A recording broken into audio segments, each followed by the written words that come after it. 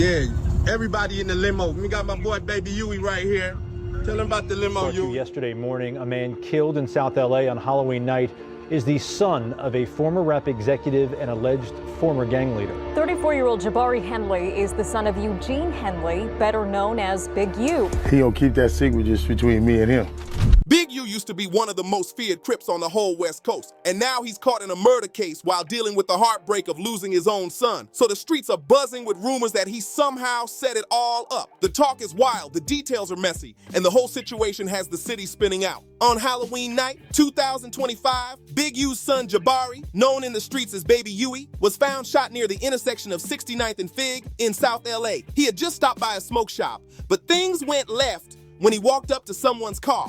Nobody knows for sure who pulled the trigger yet, but witnesses told police that Baby Huey walked right up to the shooter's whip before shots rang out, which makes everyone think he knew the person behind the wheel. Baby Huey had been surrounded by violence since he was young, and his life took hard turns early on. He was born in 1991, and the same year, his father Big U got locked up for a 13-year stretch after repping the Rollin' 60 Crips and allegedly trying to take over 30 pounds of cocaine from an undercover officer. With Big U in prison, Baby Huey spent a lot of time with his Uncle Dwayne, who stepped in to help raise him. Uncle Dwayne was connected to major West Coast rappers, and those ties allegedly played a role in the tragedy that ended his life when Baby Huey was still a kid. Dwayne was standing outside a recording studio while Snoop Dogg's homie Corrupt was in the booth, and out of nowhere, a car pulled up and unleashed gunfire, leaving Dwayne dead at the scene.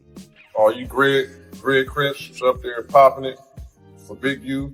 Y'all was riding down for Big U. Now his son got killed. Nigga, why you niggas ain't sliding, bro?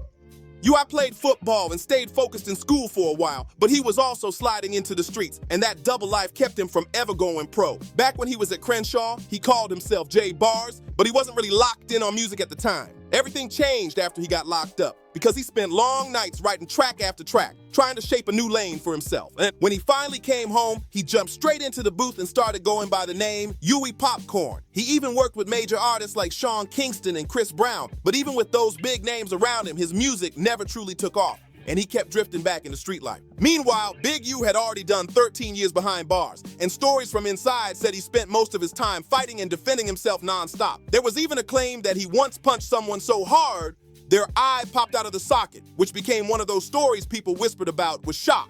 When Big U got out in 2004, he launched a charity called Developing Options, saying it was meant to help keep kids away from the streets. But according to investigators, the charity was allegedly being used as a front for Big U and his circle to move money however they wanted. When Huey came home from jail, he started working with the charity too. But rumors spread that he and Big U were keeping the money instead of using it for community programs.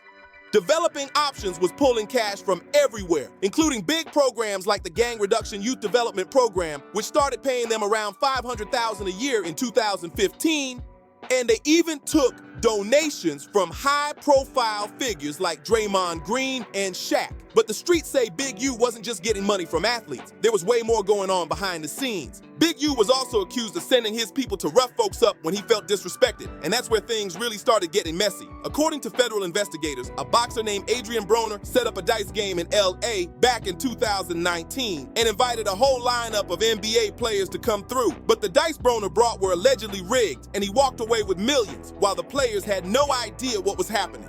When Big U heard about the setup, he was reportedly furious because Bronner didn't cut him in on anything. That's when, according to the streets, Big U sent his crew to confront Adrian Broner face to face. After that tension, Big U allegedly managed to get back the money Broner had taken from the NBA players. But before giving it back, he supposedly charged each player $100,000 just to return their own cash. The streets still talk about that move with shock. People said Baby Huey was also out here supporting folks in tough neighborhoods the same way his dad did. But his brother Dion took a completely different path. Baby Huey kept getting locked up, which shut down any hope of going far in football, while Dion stayed focused and ended up playing linebacker for the LA Chargers. Losing Baby Huey like that was devastating for Dion, but less than a week after the tragedy, he showed up on the field and played one of the strongest games of his career against the Tennessee Titans, putting up 7 tackles, a sack, and a pass deflection that sealed the win.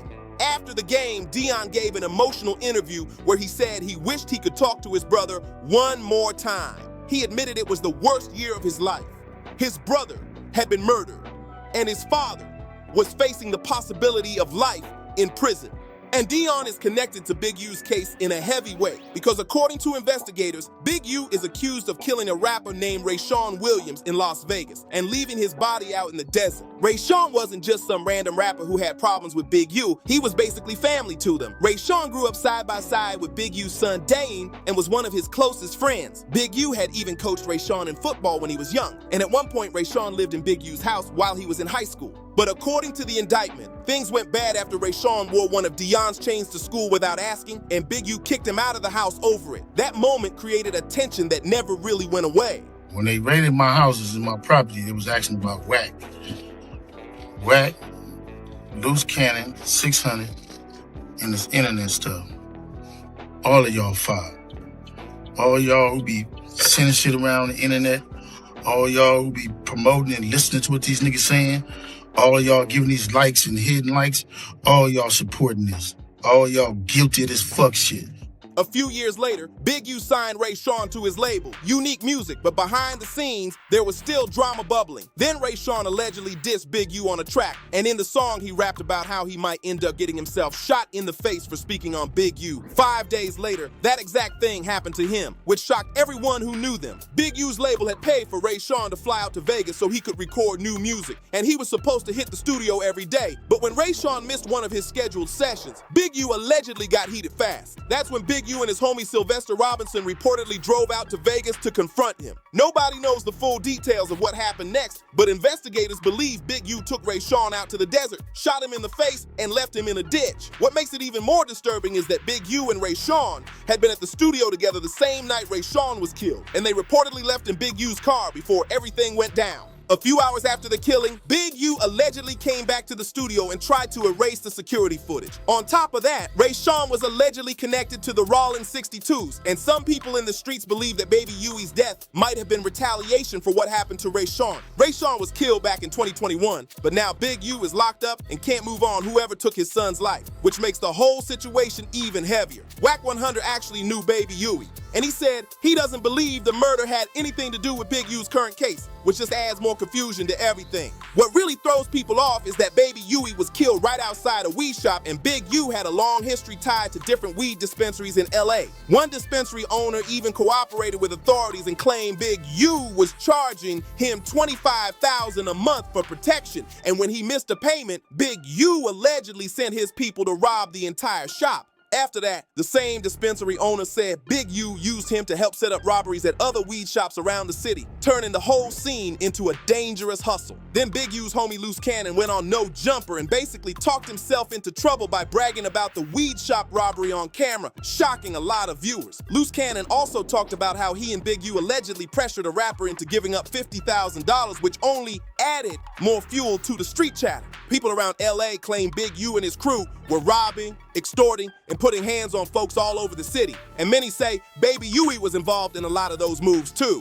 Baby Huey wasn't listed in the indictment that Big U is fighting right now, but sources say he had been running with his father ever since he came home from jail, staying deeply tied into whatever was happening behind the scenes. There's no solid proof yet, but the rumor floating around is that Baby Huey was killed outside that smoke shop because he was allegedly extorting the wrong person, and it finally caught up to him.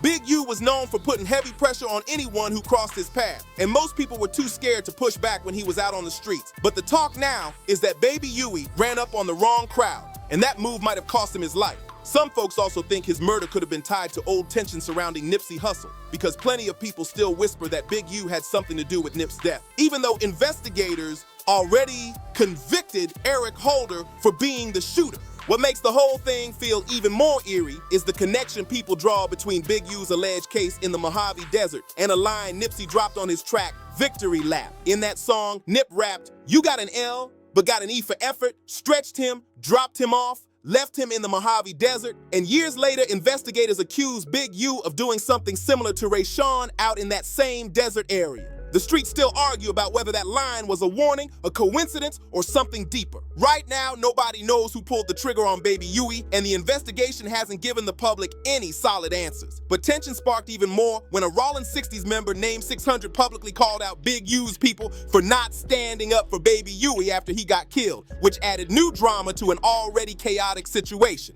600 and Big U had their own tension long before Big U got locked up, and right before turning himself in, Big U called out 600, Loose Cannon, and Whack 100, saying they were spreading lies about him and that those claims played a big part in why he ended up getting charged. The drama between all of them had the streets buzzing non-stop. Even with all that chaos, it's unlikely 600 is going to step out and try to avenge Baby Huey, but nobody really knows what the next move will be. Things could shift fast, especially if it turns out Baby Huey really was set up by other Rollins 60s members like some people believe, which would flip the whole situation into something even more shocking. If you're locked into this story and want the next update the second it drops, make sure you like, subscribe, comment, and share this video so more people can tap in.